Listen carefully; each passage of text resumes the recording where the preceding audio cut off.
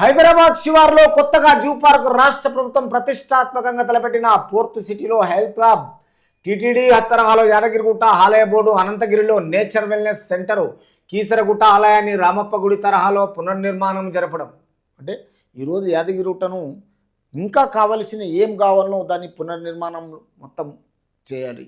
తర్వాత ఇదే జూ పార్కును ఎక్కడ చేస్తున్నాడు? ఇది కరెక్ట్గా అనంతగిరిలో నేచర్ వెల్నెస్ సెంటర్కి, తర్వాత ఇక్కడ కీసరగుట్టలకిన పునర్నిర్మాణం.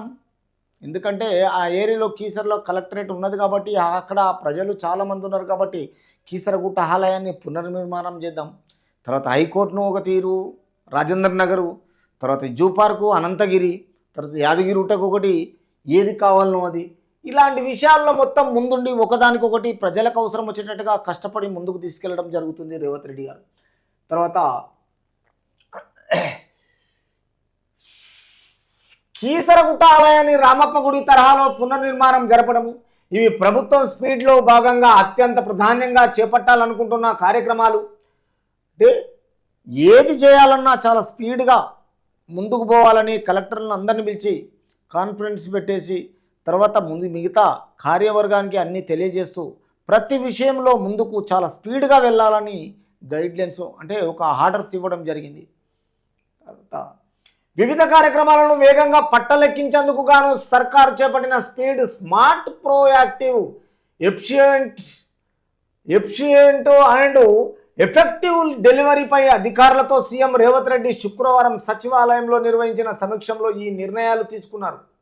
అంటే తనకు ఏదైనా చేయాలనుకున్నప్పుడు ఆ స్పీడ్ను కంట్రోల్ చేసుకుంటూ ముందుకు వెళ్ళాలి, దానికి వెనకబకు చూడకూడదు, పేరుతో కాలి ఆర్డర్లు కాదు, దాన్ని కరెక్ట్గా ఫుల్ఫిల్ చేయాలి. మనం అనుకున్న ఆర్డర్ను ప్రజల అవసరాల గురించి ప్రజలిచ్చిన అధికారాన్ని దుర్వినియోగం చేయకుండా ముందుకెళ్ళాలనే విషయంలో సర్కారు చేపట్టిన స్పీడ్, స్మార్ట్, ప్రోయాక్టివ్, తర్వాత ఇది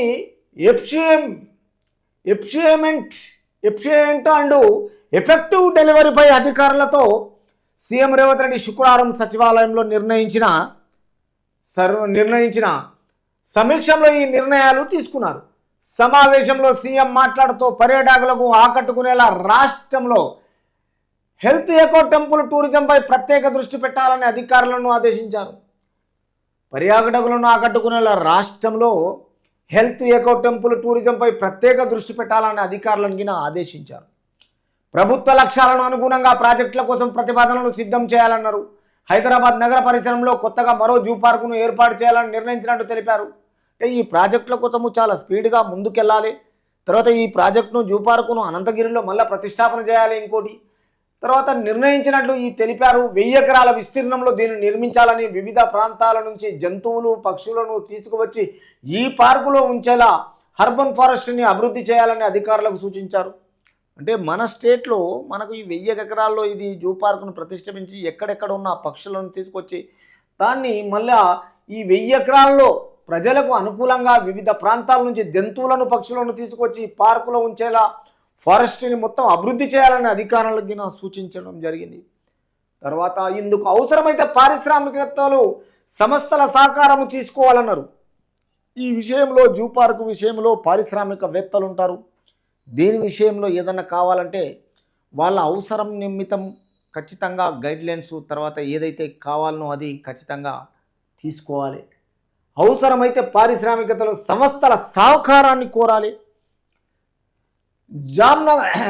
జామ్నగర్లో అనంత అంబానీ 3000 ఎకరాల్లో వంతార వన్యప్రాణి సంరక్షణ కేంద్రాన్ని నెలకొల్పిన విషయాన్ని ఆయన గుర్తు చేశారు. కాగా ఈ విషయంలో రేవంత్ రెడ్డి అన్ని విధాల తెలంగాణ రాష్ట్రంలో ముందుకు పోవడము, ఆ స్పీడ్ను అనుకోకుండా మంచి చేయకుండా ఈరోజు లా అండ్ ఆర్డర్ ఒక కంట్రోలు, తర్వాత ఈ జూ పార్క్ ఒకటి, హైకోర్టు ఒకటి, తర్వాత ఇప్పుడు కావలసిన ప్రజలకు, స్టూడెంట్స్కు ఒకటి, రైతులకు ఒకటి, రైతులకు కింద రుణమాఫీ, ఇది ఒకటి అంచెలంచెలుగా చాలా స్పీడ్లో పోయి తెలంగాణ రాష్ట్రాన్ని బాగుపడడంలో మంచి పేరు రావడానికి ఆయన ఎంత కష్టపడుతున్నారంటే రాష్ట్రం మొత్తం ఈరోజు ప్రజలు అడుగుతున్నారు, ఇది మేం కాదనేది. కాబట్టి ఇక్కడ దయచేసి ఒకసారి మన 9 టీవీని చూడని వాళ్ళు ఈ మన 9 టీవీ ఇక్కడ ఉంటుంది, దాన్ని లైక్ చేయండి, షేర్ చేయండి, సబ్స్క్రైబ్ చేయండి.